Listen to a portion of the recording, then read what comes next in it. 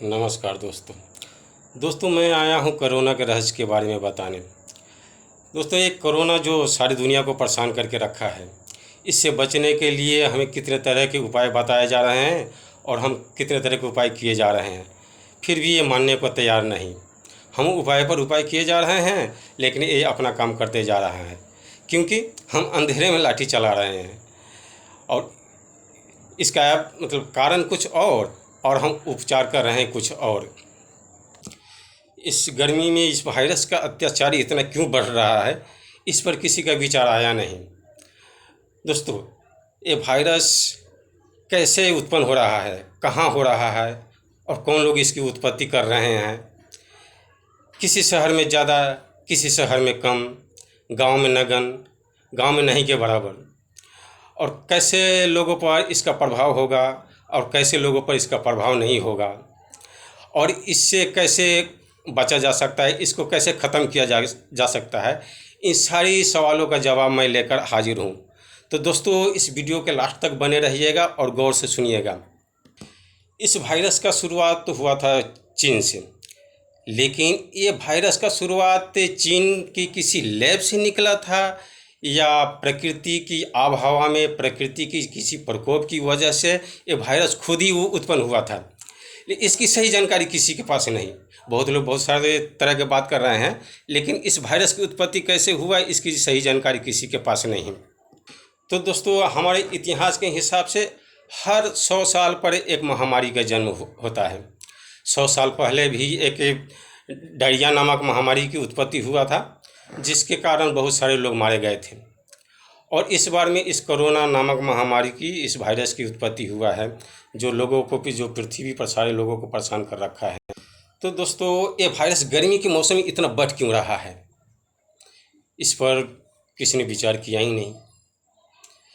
कारण ये है कि इस वायरस की उत्पत्ति ठंडे देश में और ठंडे के मौसम में हुआ था, और ये वायरस ठंडे के मौसम में ही रहने वाला है।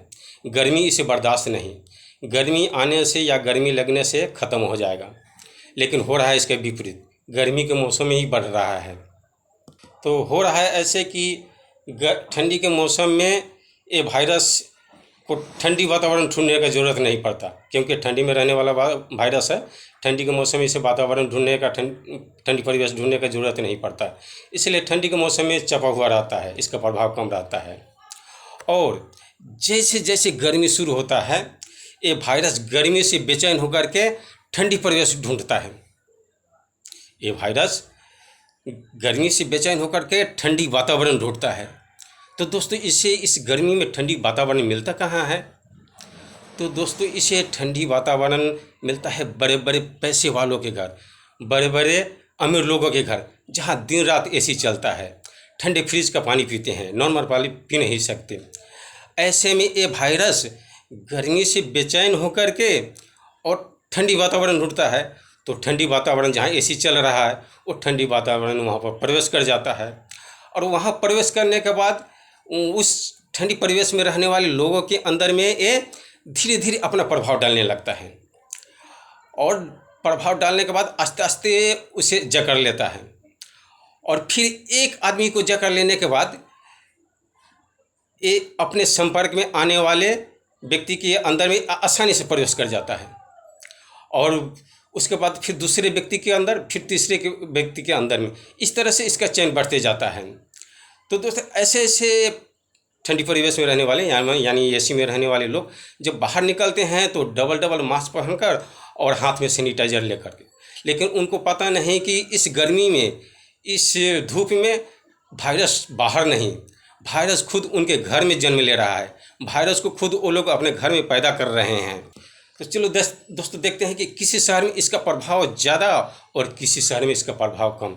ऐसा क्यों हो रहा है?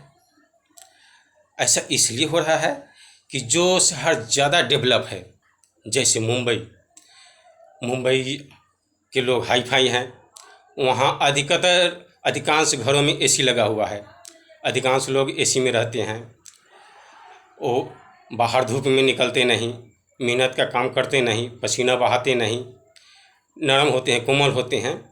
ऐसे में ये वायरस उन पर ज़्यादा प्रभाव डाल रहा है, इसलिए वहाँ के लोग ज़्यादा संक्रमित हो रहे हैं।